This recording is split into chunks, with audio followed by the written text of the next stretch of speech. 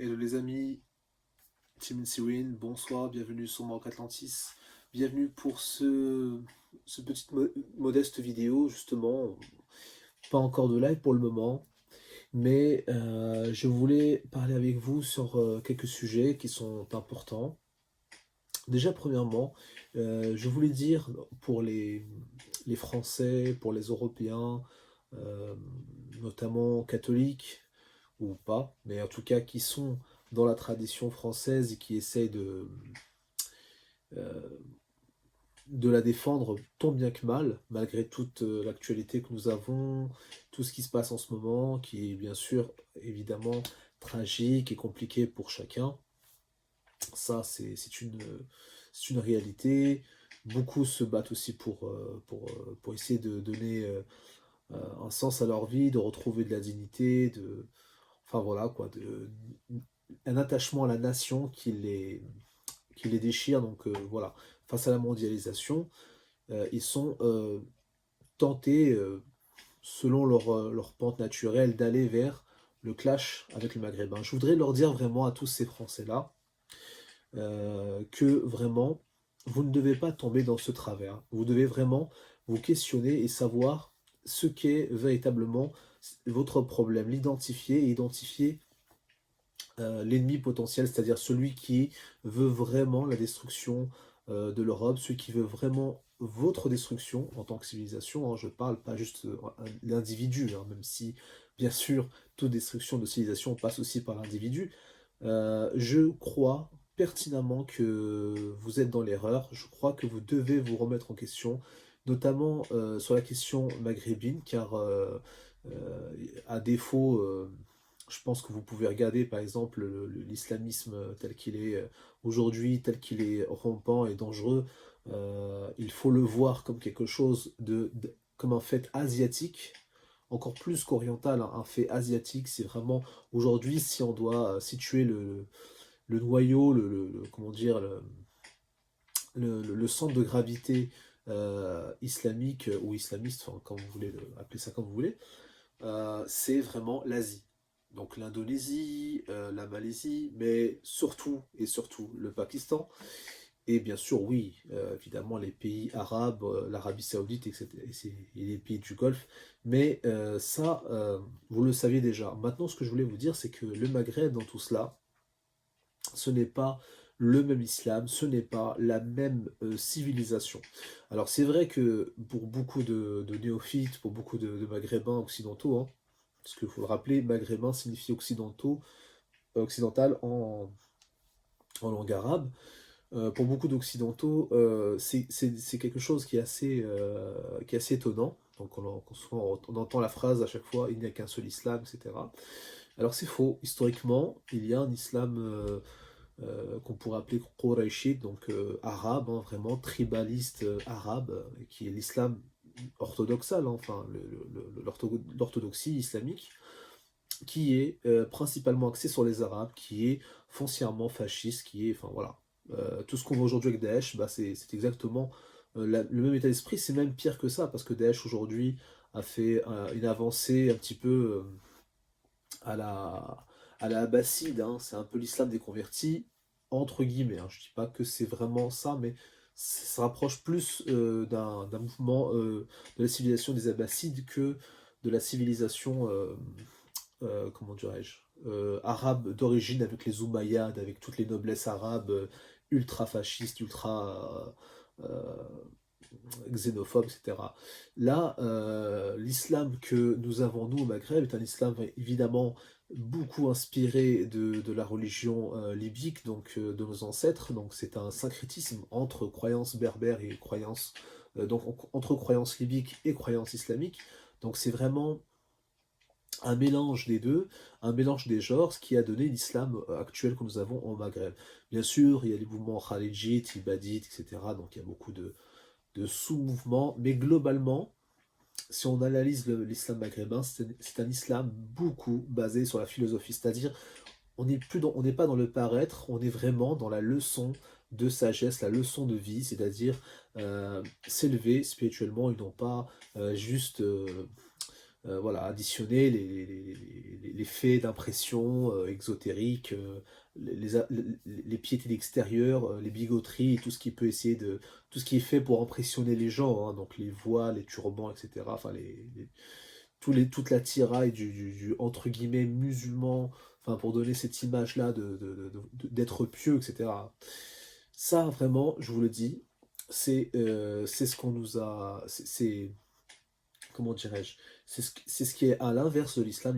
L'islam, enfin en tout cas maghrébin, hein, l'islam classique est très porté sur le comportement, les apparences.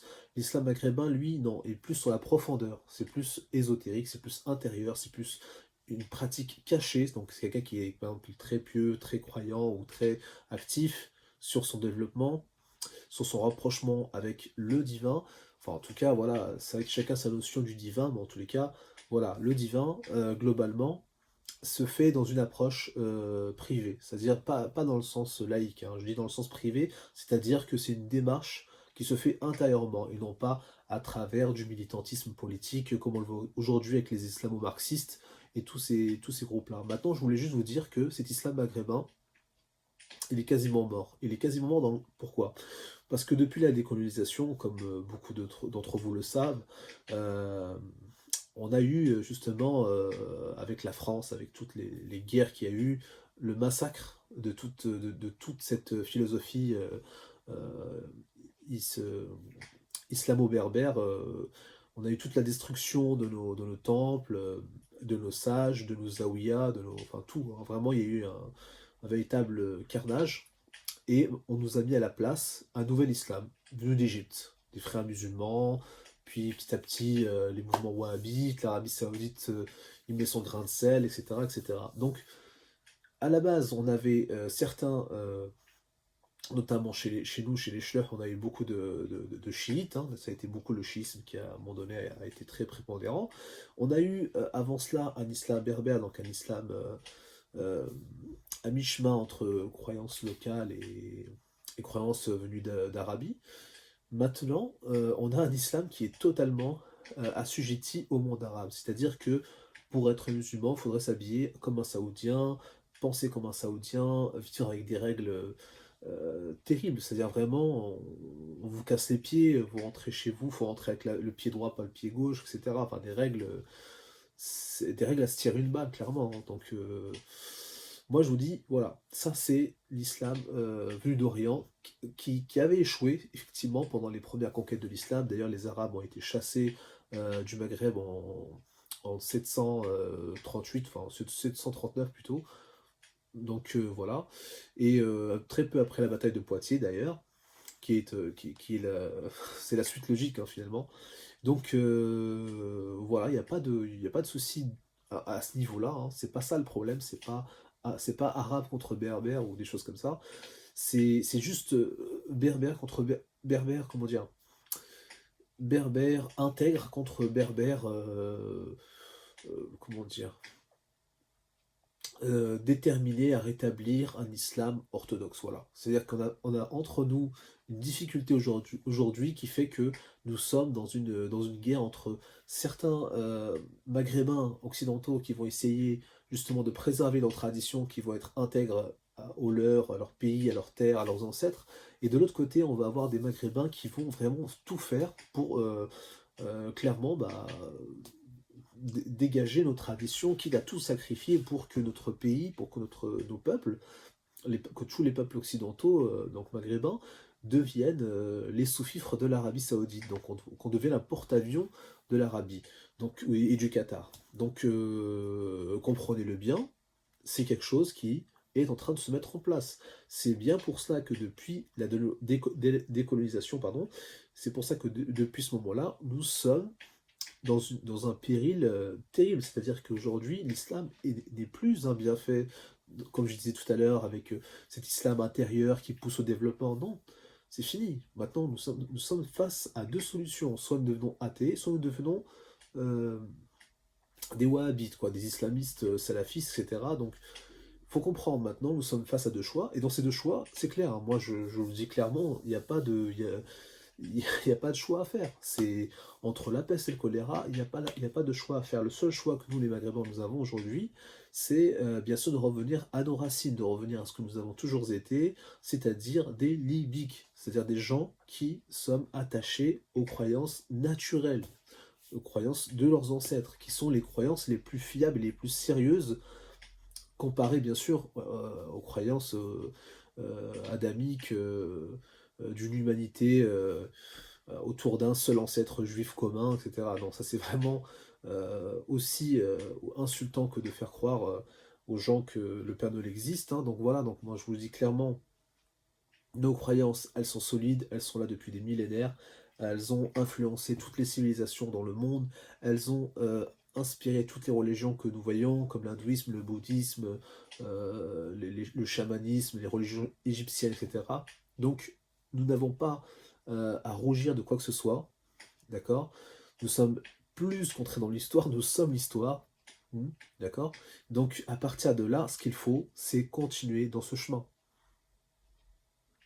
Ne rien lâcher, continuer dans ce chemin. Et la renaissance, elle se fera pas avec des roses, elle se fera avec de la force mentale, c'est-à-dire être capable de comprendre qui nous sommes et d'assumer ce que ça induit, c'est-à-dire être... Aujourd'hui, les gens ils te disent, alors, être berbère, c'est juste avoir tant de pourcentage, de pourcentage de gènes E1B, E1B1B, enfin bref, de gènes berbères dans votre sang, voilà, définit que vous êtes berbère, donc vous êtes libyen.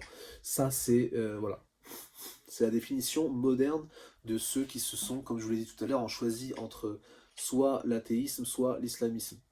Voilà. Donc ça, c'est des gens qui ont complètement renoncé à leur être supérieur à ce qu'ils sont, à ce qu'il y a au fond d'eux. Voilà, c'est une erreur. Maintenant, moi je vous dis, la vraie force, c'est de retrouver ce que nous sommes, c'est-à-dire être des individus qui répètent les us et coutumes, c'est-à-dire les croyances, les rituels, les fêtes, les cérémonies, tout ce qui est l'adage et le fonctionnement de nos ancêtres. Voilà, c'est ça. Ceux qui répètent cela sont des vrais Libyques, de vrais Libyens, de vrais Nord-Africains. Voilà. C'est ça la véritable identité, entre guillemets, berbère. Donc, maintenant, moi je dis cela, pourquoi je vous dis cela? C'est pour la simple raison que, en apprenant à savoir qui vous êtes, en apprenant à retrouver vos racines, vous allez permettre justement de régler un problème majeur, c'est-à-dire un problème quand quand vous voyez par exemple les Français qui se questionnent à votre sujet, qui voient en chaque Maghrébin le péril, le défi, le problème, etc. Alors qu'en réalité, le problème, je vous l'ai déjà dit, il est en Orient, plus précisément en Asie, et c'est de là qu'ils devraient se méfier. Comprenez bien que vous devez impérativement donner tort à ces gens. Parce que si vous ne donnez pas tort à ces gens, qui ont raison de s'inquiéter, mais ils ne devraient pas s'inquiéter à votre sujet, mais si vous leur donnez tort, vous allez empêcher la guerre civile. Vous allez empêcher ce qui est en train de se mettre en place, l'exécution, avec le soutien bien sûr des musulmans, de toute forme de catholicisme et des catholiques. Parce que comme on dit tout à l'heure, une destruction passe forcément par, voilà, par les gens, malheureusement, mais c'est malheureux, mais c'est comme ça. On peut pas, il faut être réaliste. Donc moi je vous dis clairement, on doit empêcher cette guerre civile. Elle va probablement avoir lieu, mais on a un pouvoir, c'est-à-dire on a un levier. En tant qu'occidental, en tant que maghrébin, on a un levier. C'est-à-dire le levier, c'est nous qui sommes acteurs, on n'est pas passifs, hein, on n'est pas des marionnettes.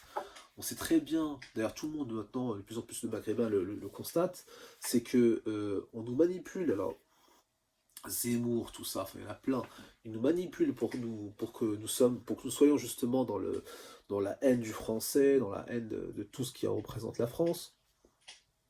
C'est une erreur, c'est une manipulation. Beaucoup de gens maintenant l'ont remarqué. Maintenant, la question c'est est-ce que vous allez faire quelque chose?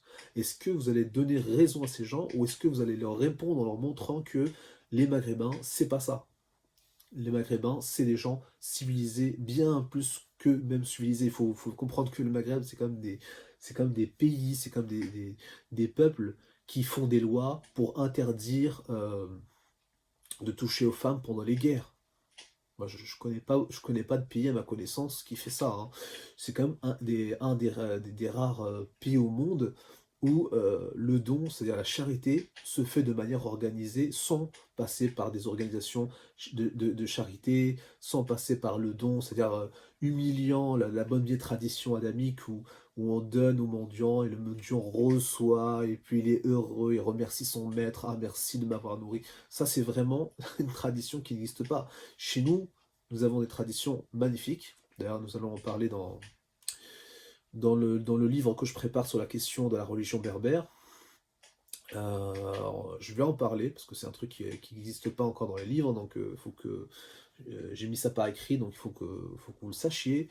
Dans nos traditions à nous, nous installions des hôtels sur les routes, sur les endroits de pèlerinage, sur les endroits de gens modestes ou des endroits où il y avait des personnes vénérées, des prêtresses, des chamans, des gens comme ça. On édifiait des endroits de dons, des endroits pour que les gens fassent des dons, même après leur mort. Donc c'était comme des espèces d'urnes comme ça, où on déposait des pièces ou du blé ou des choses de valeur.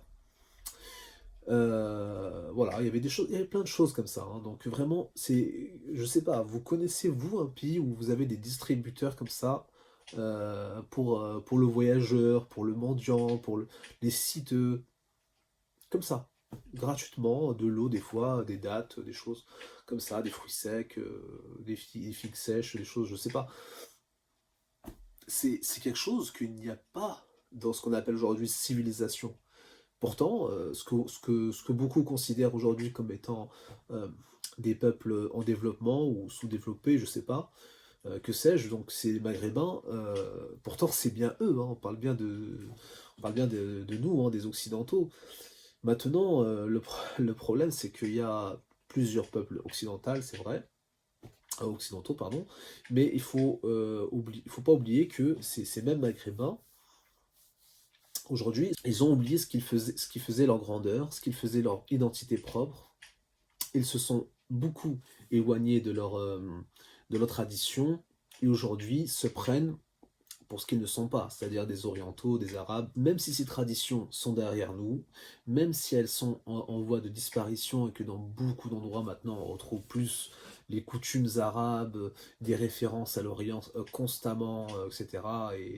Et beaucoup d'athéisme parfois dans les endroits bourgeois, etc. Donc moi, malgré tout ça, j'ai envie de vous dire, soyez patients. Soyez patients, soyez courageux, ne pensez pas que le Maghreb est mort, que c'est fini, que ça va devenir le nouveau Dubaï, tout ça. Ça, c'est ce que voudraient, bien sûr, les amis de Soros, les fameux Qataris, les fameux chers hein, qu'on connaît, donc qui sont au pouvoir par des prises de pouvoir douteuses. Tout ça, ils le veulent, hein, c'est ce qu'ils rêvent, hein, c'est ce qu'ils ont fait en Libye moderne. Dès qu'ils sont arrivés, première chose qu'ils ont fait, c'est ouvrir un McDonald's. Donc, ouvrir un McDo, je suis désolé, voilà, ça annonce la couleur. Bien sûr, ils ont des projets gravissimes, comme le fait de coloniser le désert au sud du Maroc, d'établir une cité arabe. Malgré cette réalité, il faut admettre une chose. Nous sommes contraints de nous mobiliser, nous sommes contraints de montrer un autre son de cloche, de se rééduquer nous-mêmes, bien sûr, hein, de se rééduquer nous-mêmes et d'éduquer nos enfants. C'est un combat, hein. C'est pas, ça se fera pas en un jour, ça se fera pas en un an. Si chacun y met du sien, on peut y arriver, on peut changer les choses. Maintenant, si vous voulez que le monde, et pas que les Français, mais le monde ait une autre image des Occidentaux, c'est maintenant. C'est maintenant. Et moi, j'ai été agréablement surpris des Algériens sur beaucoup de choses, que ce soit pendant le Hirak ou pendant plusieurs. Même bah, les Gilets jaunes aussi, oui, pourquoi pas. Les Algériens, ils ont été corrects. J'ai été impressionné même à Lyon, hein.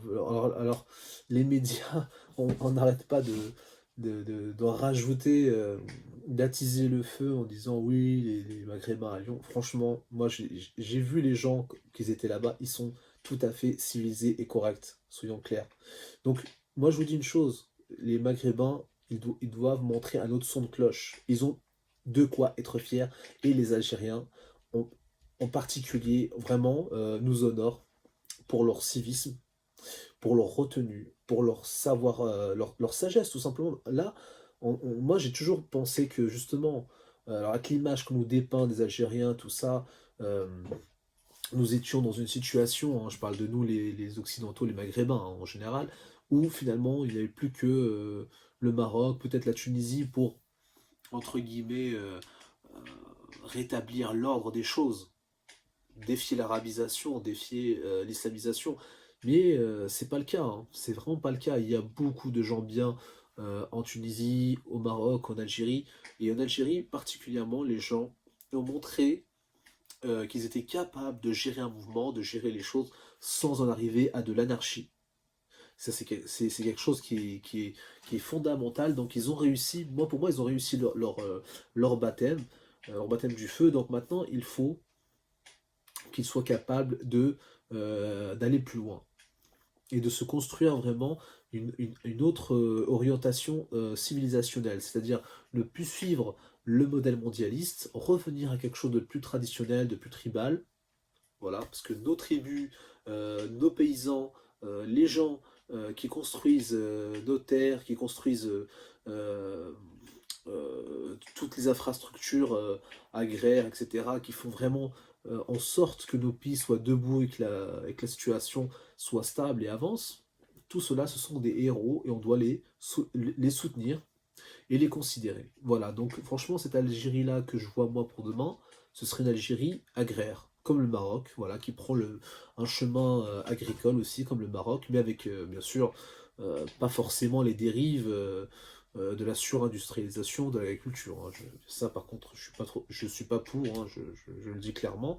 Mais voilà, l'Algérie a du potentiel, moi je vous le dis clairement, et ils ont montré qu'ils n'étaient pas comme on les dépeignait en France, juste de la racaille, tout ça. Enfin, ouais, vous connaissez malheureusement comment ils sont décrits par les médias. Donc voilà. Donc moi je voulais juste vous dire ça, tout simplement les amis, vraiment soyez solides, montrez une bonne image, mais pas qu'une image en fait, soyez bien, voilà, au fond de vous-même, travaillez tout, vos familles, protégez-les de la mondialisation, de toutes ces saloperies, du hip-hop, du rap, tout ça. Je dis pas qu'il faut vivre dans une grotte, qu'il faut tout bannir, mais maîtrisez un peu les choses. Protégez vos petits frères, vos petites sœurs, protégez vos nièces, vos neveux, les gens autour de vous, ne les laissez pas sombrer dans le consumérisme de la mondialisation, ne les laissez pas s'autodétruire, voilà. Battez-vous les amis, battez-vous, c'est maintenant. Puis voilà, les Français, comme je vous ai dit, euh, voilà, la France aux Français, l'Afrique aux Africains, voilà ce que je vous dise.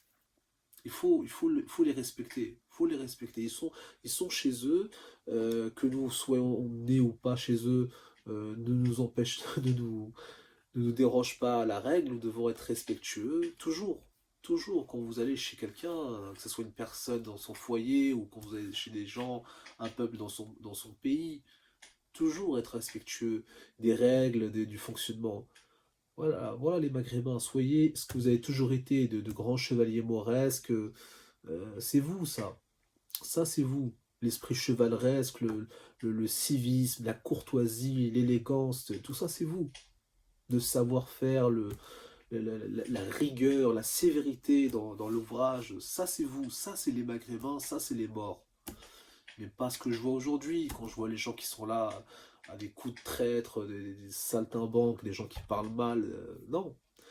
Puis même les gens ils disent oui, mais la piraterie c'est bien les morts. Non, c'est pas de la piraterie les morts. Ça c'est l'image qu'on vous a donnée pendant la colonisation pour essayer de vous détruire. J'ai écrit un article sur ça, mais bon, c'est vrai qu'il est dans la zone payante sur le site. Mais j'ai écrit un article sur ça. J'ai expliqué que la piraterie c'est bien plus que. C'est pas de la piraterie, c'est de la résistance navale. C'est de la guérilla navale. C'est-à-dire quand on n'a plus d'armée, on n'a plus de. Ben, on résiste. Voilà. On fait des guet-apens, on se bat comme on peut, on survit comme on peut. Bien sûr, je dis pas qu'il n'y a pas eu des dérives, je dis pas que et que toute cette résistance après la destruction de l'Andalousie n'a pas mené à des dérives. Je ne dis pas le contraire, mais comprenez bien, le guérilla, ça se contrôle pas comme une armée de métier. Donc évidemment, les gens veulent du butin, veulent voilà, de l'argent à foison.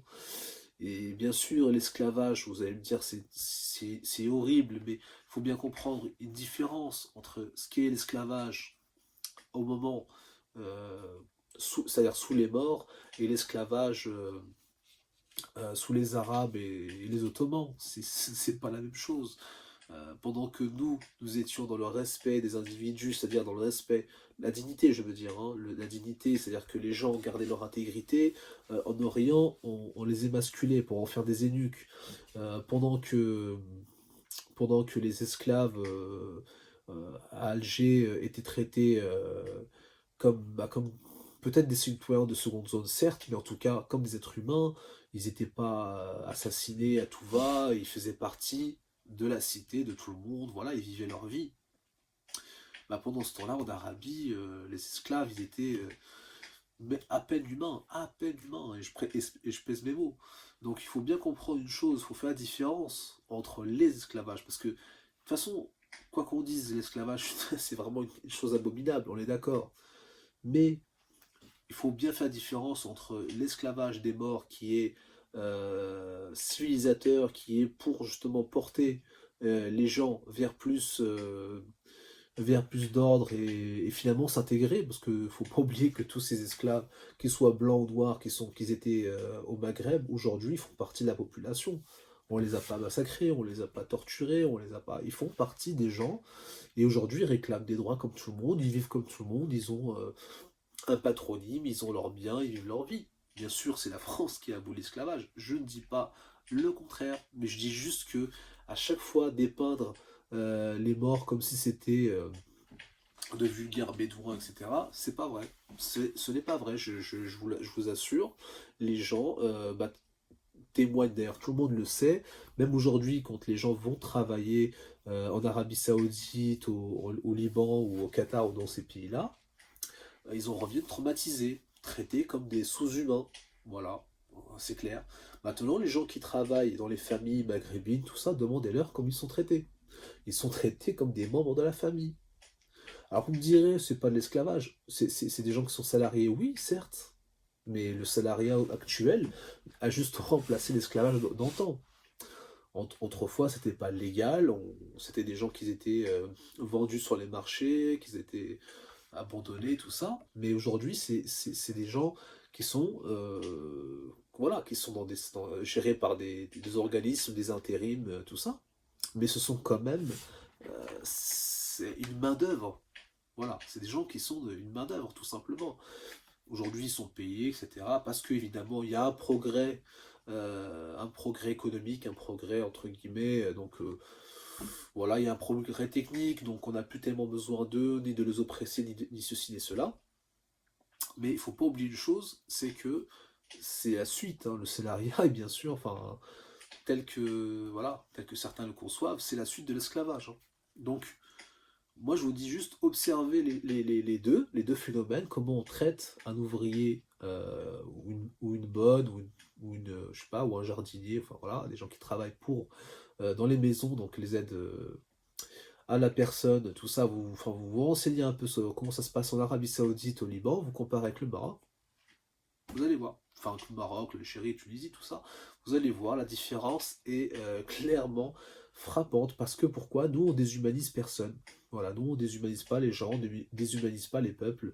On est profondément respectueux et profondément enraciné avec la vie, avec la vraie foi, avec la vraie religion. Voilà. Donc les amis, je vous laisse sur ça. Je voulais juste par contre finir sur un dernier point, parce que je ne sais pas si j'aurai l'occasion de vous refaire d'autres vidéos. Je voulais juste vous dire que par rapport à ce qui s'est passé récemment donc à la télé, en France, ils mettent en avant le fait que les petits-enfants peuvent changer de sexe à tout va. et que le fait que c'est l'enfant lui-même qui choisit, que la mère est contente en applaudissant, en disant bravo, etc. Ça, c'est quelque chose qui est clairement satanique, hein. Je vous le dis, c'est l'inversion des sexes, au même titre que l'inversion des valeurs. D'ailleurs, c'est l'inversion des valeurs, l'inversion des genres. Donc, je vous le dis clairement, on est entré dans le satanisme pur et dur, hein. Là, on est en plein dedans. Maintenant, ça viendra pas au Maghreb, hein. Ça, c'est clair que c'est pas les Maghrébins qui vont accepter ces saloperies. Maintenant, voilà, soutenez les Français. Voilà, moi je vous le dis, en tant que Maghrébins, faut soutenir les Français dans cette épreuve qu'ils vivent, parce que eux, ils ne peuvent pas s'exprimer contre ça. Ils peuvent pas dire, voilà, c'est mauvais, parce que s'ils réagissent, ils sont tellement pris à la gorge par le féminisme, par les antiracistes, par tous les gauchistes et toutes sortes de phénomènes, voilà, sociaux qui vont leur tomber dessus à la moindre occasion, qu'ils ne peuvent plus s'exprimer, que dès qu'ils disent quelque chose, ils passent pour des fachos, des ignobles. Enfin voilà. Donc, eux ne peuvent pas le faire, mais vous pouvez le faire. Donc, n'hésitez pas à intervenir pour dire que ça a rien à faire sur Terre, hein, pas juste en France. Parce que le problème, il n'est pas la France, hein, c'est le monde entier qui va être touché. Donc, voilà, réagissez sur ça. Et voilà, dès que vous avez l'occasion de le faire, réagissez. Et disons clairement les choses. Une femme est une femme, un homme est un homme. Il y a effectivement des êtres homosexuels, un peu androgynes, qui sont un petit peu à mi-chemin. Enfin voilà, ça existe, mais c'est pas un fait de loi. C'est-à-dire, c'est des gens tellement mineurs, tellement peu nombreux, c'est des cas tellement rares, isolés, qu'on ne fait pas des lois sur des cas isolés. C'est des gens que, voilà, ils existent. Il faut en parler, il faut les respecter, mais ces gens-là qui se sentent un peu femmes ou un peu hommes alors que c'est pas leur sexe, tout ça, c'est pas impossible. Mais ces gens-là, ils n'ont pas à imposer leurs problèmes, c'est-à-dire leur spécificité à la majorité qui est évidemment, elle, clairement établie dans leur sexualité, qui savent très bien ce qu'ils sont. Voilà. Donc, faut pas se laisser faire là-dessus, faut être ferme. Et voilà, je pense que si tout le monde se met d'accord sur tout ça, que du côté des Français, vous apprenez à mieux connaître le Maghreb et arrêter de le mystifier, de pas le comprendre, de le transférer vers un Orient imagé, alors qu'en fait, c'est l'Orient, c'est l'Asie, l'Orient, c'est autre chose. Ça n'a rien à voir, ça n'a rien à voir, je vous le dis clairement, hein, c'est... S'il n'y avait pas l'islam, ce serait évidemment plus net et plus évident, mais vous devez faire l'effort, voilà, faites l'effort, voilà, je vous laisse sur ça, faites l'effort de comprendre le maghrébin, de ne pas tomber dans le piège de la guerre civile qui tout est fait pour vous faire détester les maghrébins, alors que c'est des minorités, les cassos, il y en a partout, il y aura toujours, la mondialisation veut ça. De plus, cette racaille, c'est la racaille mondialiste. Comme je vous le dis toujours, ce ne sont pas des racailles du Maghreb, ce sont des racailles de la mondialisation. Voilà. Donc ne les prenez pas pour autre chose que ce qu'ils sont. Maintenant, pour les Maghrébins, je vous en conjure, soyez forts, soyez courageux, ne tombez pas aussi, vous, dans le piège de la guerre civile. Comprenez que les Français ne vous veulent pas du mal. Si vous voulez vraiment du mal, ça fait longtemps qu'ils vous en auraient fait. Donc, soyez intelligents, soyez perspicaces. La situation est loin d'être terminée, il y a encore beaucoup d'épreuves.